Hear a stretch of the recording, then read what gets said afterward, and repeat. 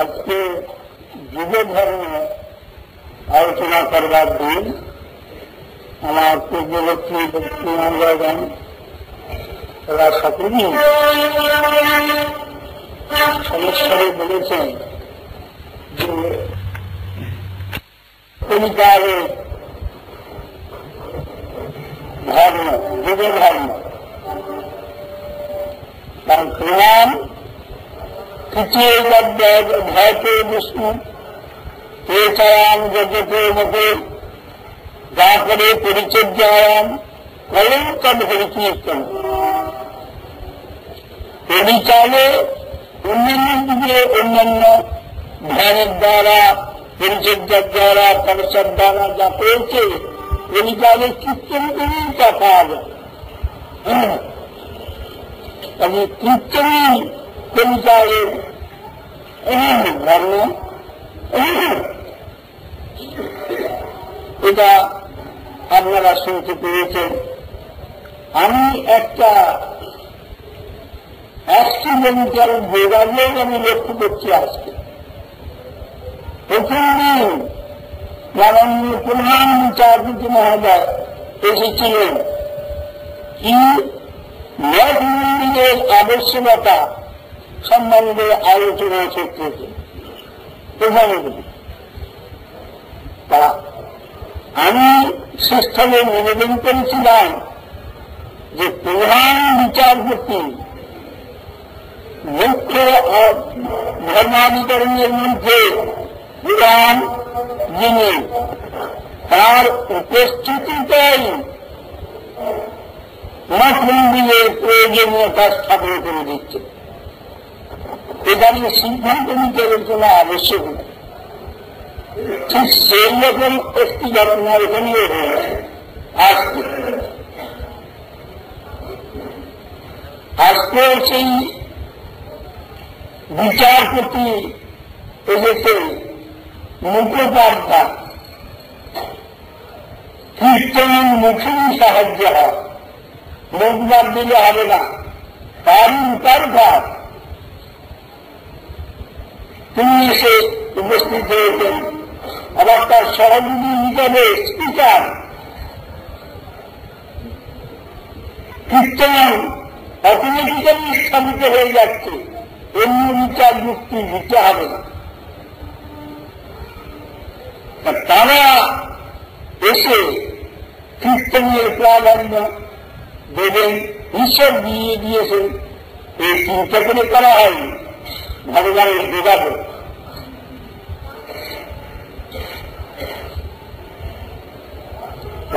কীর্তন যে কি কীর্তন হবে, কোন কীর্তন হবে, কিভাবে কীর্তন হবে, এই সমস্ত সম্বন্ধে আলোচনা করা দরকার। আমার পূর্ববর্তী ব্যক্তি মহোদয় যে ভীম মহারাজ, তিনি বলছেন যে কীর্তন হরে নাম হরে নাম হরে নাম কেবলম কলম নাস্তিব নাস্তিব নাস্তিব বলছিলেন না। কি সত্য করে বলে তারা, অন্য কিছু করতে হবে না। এর বৈজ্ঞানিকতা নীতি যত কিছু সাধারণ দুনিয়ায় থাকুক না কেন, প্রত্যেক সাধারণ জিনিস সেইটাই বলছে কীর্তনের মধ্যে। আমি কয়েক বছর পূর্বে এই মহাপ্রভুর সমস্ত ভারতবর্ষে তিনি প্রচার করেছেন এবং তার প্রচারে সুদূর রেস্টে পাশ্চাত্য দেশ পর্যন্ত চলে গিয়েছিল। সে সময় আমাদের শাসন আরম্ভ হয়নি, মুসলমান শাসন চলেছে। তার মধ্যে মহাপ্রভু বলেছে যে কীর্তনই হল একমাত্র সাধন।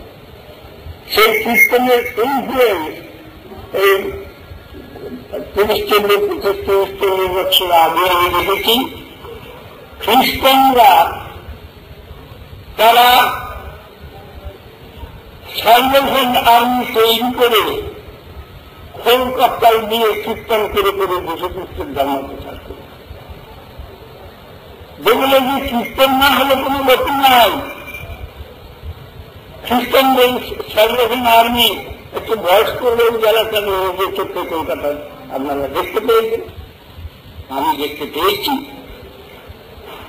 এই যে খ্রিস্টান ইনফ্লুয়েন্স করেছে প্রত্যেক সম্প্রদায়, এমনকি মুসলমানদের মধ্যে যারা নাকি কীর্তন বিরোধী, ওদের মসজিদের সামনে গিয়ে কীর্তন করে গেলে ঢোলগান ধরে দেবে, তারাও আজকাল শাসন হোসেন করে কীর্তন করে পরিবার দিয়ে সেই গোড়ারা পেয়ে যায়। কীর্তন প্রত্যেকের মধ্যে ঢুকে যাচ্ছে, নাম লোক করার ঢুকে যাচ্ছে শিখ সম্প্রদায়ের মধ্যে, তারাও কীর্তন করছে। কীর্তন না করলে কারোর হয় না, কীর্তন করতেই না।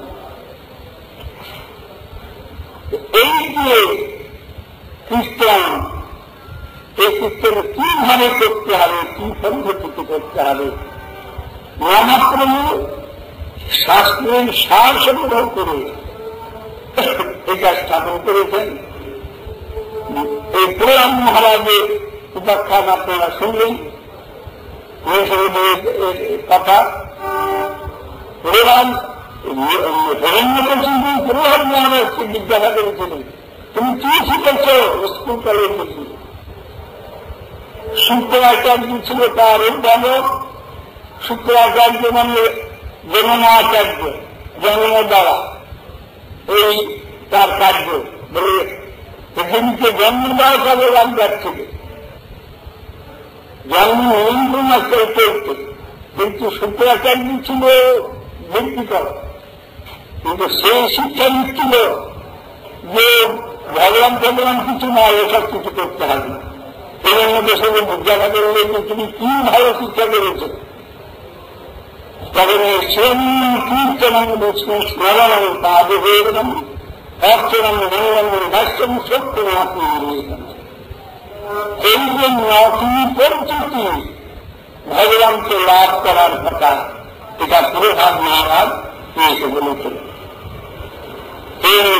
বলেছিলেন। এই জন্য চৈতন্যের সম্প্রদায়ের মধ্যে 64 প্রকার ভক্তঙ্গ, তার মধ্যে রথি আছে।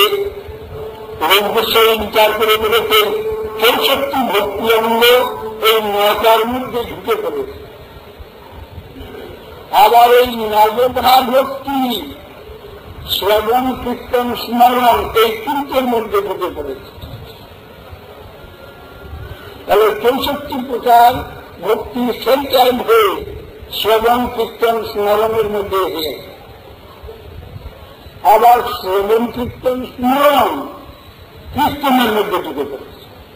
কেবল কীর্তন করলে নবদা ভক্তি, ক্রিয়া ভক্তি, 64 প্রকার ভক্তি সমস্ত মিলে যেতে হবে।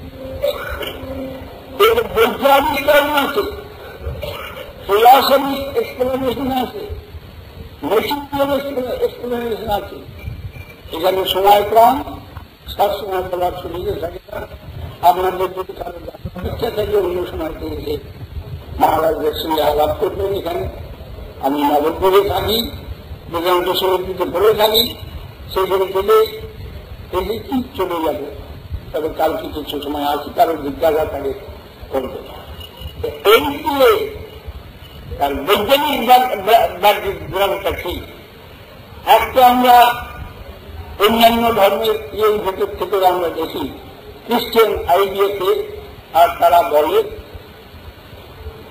বায়োলজির theory, at first there was war, out of war anything has been created. আদিতে সর্বই ছিল ধনী, ধনীর থেকে সমস্ত জিনিসটা এসে গেছে। এই খ্রিস্টানদের ছবিতে কোনো কথা আমাদের দেশের প্রাণী, যিনি যাকে ঐতিহাসিক দল বলে থাকেন 4000-5000 বছর জন্ম জন্মগ্রহণ করেছিলেন, তিনি সর্বদা সাহিত্যে কি, ব্যাকরণ স্মৃতি এগুলো কি, এই সম্বন্ধে তিনি ধর্মশাস্ত্র রচনা করেন। সেই তার পানি ব্যাকরণের মধ্যে থেকে সর্বনিম্ন তার থেকে আমরা বলি যে বৈদিক মন্ত্র এগুলো শব্দ ব্রহ্ম, এই শব্দ ব্রহ্ম আলোচনা করলে আমরা শব্দ বুঝতে পারি। এই শব্দ ব্রহ্মের থেকে সব কিছু হয়েছে। বেদব্যাসের বেদান্ত দর্শন প্রথমে বলতে তুমি শব্দ কি এটা জানো, ব্রহ্ম কি জানো, শব্দ ব্রহ্ম অর্থাৎ ব্রহ্ম বিদ্যাটা, অর্থাৎ শব্দ ব্রহ্ম বিদ্যা। এই বেসিসের উপরে মহাপ্রভু বলতেন যে পরিকালে নামবিনা নাহিয়ার ধর্ম, নামটা শব্দটা সঙ্গটা রূপ গ্রহণ করেছে, সঙ্গের রূপ আছে। আপনারা মনে করবেন যে ভাগ্যবেশনা বেড়ারের থেকে সঙ্গ হয়েছে, তার আবার রূপ কি, চেহারা কি। যারা গণিত শাস্ত্র দিয়ে গীত শাস্ত্র আলোচনা করেন, সঙ্গীত শাস্ত্র আলোচনা করেন, তারা এটা জানেন প্রত্যেকটি রাগ রাগিনীর একটি মূর্তি আছে। 36 রাগ রাগিনীর ভেতরে প্রত্যেকটা রাগের একটি মূর্তি আছে। সেই মূর্তির থেকে সেই রাগটি সূচনা করে। রাগে কীর্তনের রূপ আছে। ভগবান বলেছে যেখানে কীর্তন হয় আমি সেখানে থাকি।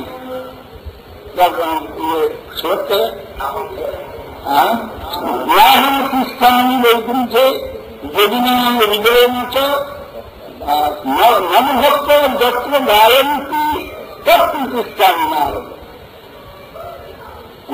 ভক্ত আমার ভক্তদের যেন কীর্তন করেন, আমি সেখানেই থাকি।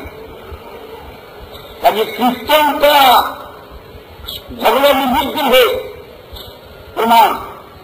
বেদান্ত দর্শন পঞ্চম সূত্রকে ষষ্ঠ সূত্র হবে আমার মনে নেই। প্রথম দিনে আছে কীর্তনে না শুনবেন ব্রহ্মসূত্র বলছে শব্দ কীর্তনে দর্শন দিতে পারতে থাকে কি পরিবার। এই জন্য মহাপ্রভু সম্প্রদায়কে বলছে অবিশ্বাস নাম নাম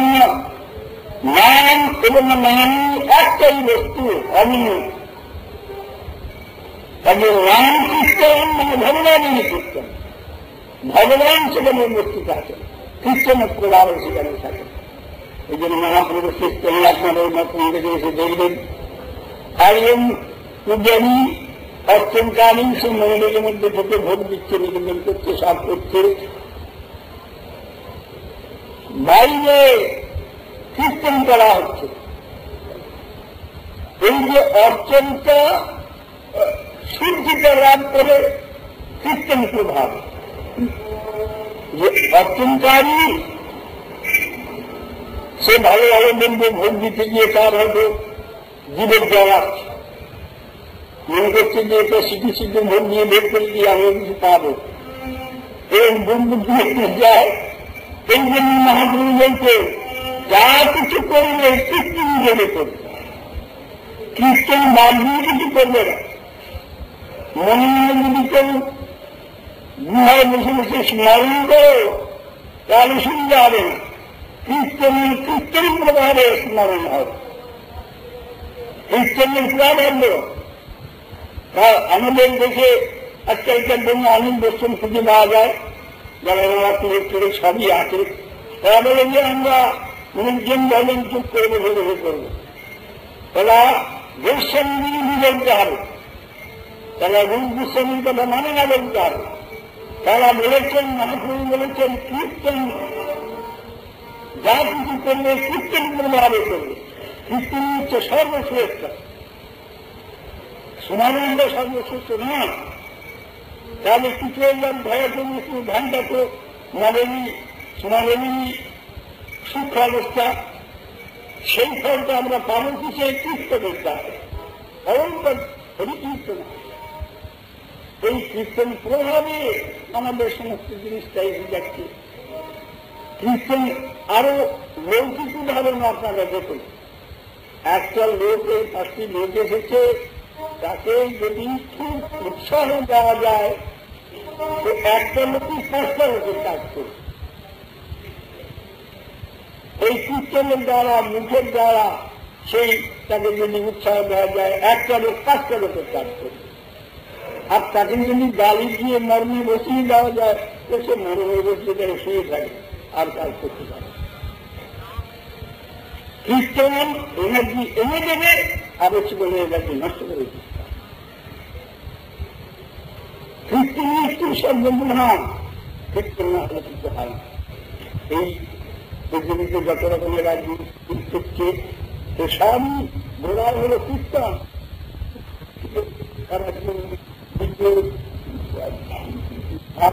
সেগুলো সর্ব রূপ গ্রহণ করে এই গ্রন্থের বিরাজ করে। সেই জন্য শ্রীমদ ভাগবতকে সার্বিক অবতার বলা। সার্বিক অবতার কাজে আমরা যা কিছু করি, যা কিছু বুঝি, আমরা কীর্তনকে বজায় রেখে করব, কীর্তনের সহযোগিতায় করব। কীর্তনকে বাদ দিয়ে কোন সাধন কীর্ত থাকে। আজকালকার দিনে কলিকাল যুব ধর্ম বলতে গিয়ে কলির ধর্ম প্রচার করা হোক, এই ভাষাটা 2 রকম অর্থ হবে। কলি ভিত্তি করবার জন্য ধর্ম করা হোক, আর কলি নাশ করবার জন্য ধর্ম করা হোক। যুব ধর্ম বলতে কলিকে বাড়িয়ে করবার জন্য ধর্ম করো, আর কলিকে ধ্বংস করে সত্য দিকে পরিণত করবার জন্য ধর্ম করো। 2 অর্থই নেওয়া যাবে। তা আমাদের বাংলাদেশ এমন উর্বর মস্তিষ্কের দেশ, আমরা সর্বত্রকে আমরা পৃথিবীর সর্বত্র ভ্রমণ করে থাকি। আমাদের সঙ্গে বহু ধর্ম সম্প্রদায়, দার্শনিক, বৈজ্ঞানিক লোকদের সঙ্গে দেখাশোনা হয়। এই যে বাঙালির মস্তিষ্কের মধ্যে কেবল বিচার তত্ত্ব, কলির যত তত্ত্ব বিচার সব হয়, কলির প্রভাব খুব প্রচুর পরিমাণে হয়ে পড়ে। এমনকি আমাদের দেশে আমি কোন সমাধানে বলতে বাধ্য হয়েছিলাম যে বাংলাদেশটি এমন হয়ে পড়েছে যে চাষিরা চাষ করে যত ধান উৎপন্ন করতে না পারে, বাংলাদেশ চাষ করে ভগবান উৎপন্ন করেছে। আমরা বহু ভগবান সৃষ্টি করেছে বাংলাদেশে। বাংলা পার হয়ে গেলে এই ভগবানের আমদানি নেই। পৃথিবীর মধ্যে বহু ভগবানের আমদানি হয়েছে বাংলাদেশে। এগুলো যুব ধর্ম হচ্ছে কলি বৃদ্ধি করবার জন্য। এরা কলির মাত্রা, পাপ, অন্যায়, অত্যাচার এই সমস্ত বৃদ্ধি করবার জন্য বহু ধর্মের আবির্ভাব হয়েছে, বহু ভগবানের আবির্ভাব। এক সময় যে গর্বিষ্ঠা ভগবান আছে বাংলাদেশে, তাছাড়া আবার এখন এক্সটেন্ডেড হয়েছে ভগবানের কোথায় সূর্য, তোমার দৌড়ি দৌড়ি ঘুরে বেড়াচ্ছে নৃত্য করে। সব ভগবান যা আছে, আমি ভগবান, তুমি ভগবান, দেব ভগবান, যা আছে সব ভগবান। তাহলে উপাসনা কি?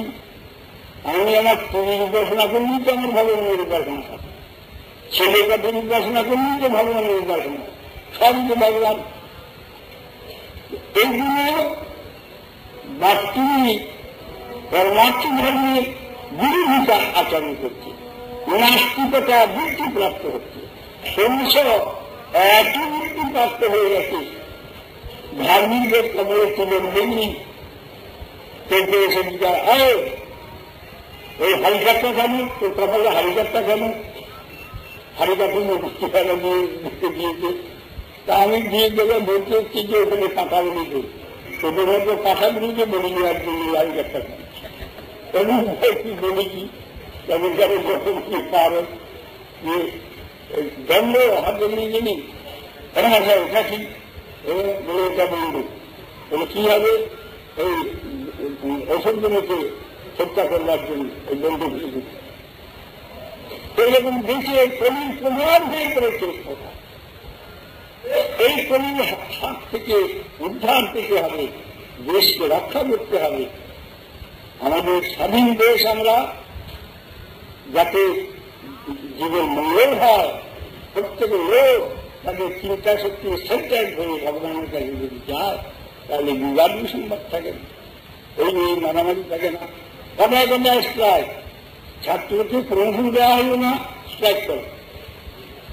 আমরা মাইন দিয়ে পবিত্রের কাছে মেশাবো, 5 টাকা 6 টাকা 8 টাকা করে মাইনে দিন আছে আমাদের চাকর। এইরকম দিন হয়েছে। আর একটি উদাহরণের সময় হারবে এক জেলখানার মধ্যে কৃষ্ণগঞ্জে আমাদের সম্মান গ্রহণের পূর্বে আমি রিলিজিয়াস ইনস্ট্রাকশন সেই আবর্তনী রূপে কিছুদিন ছিলাম।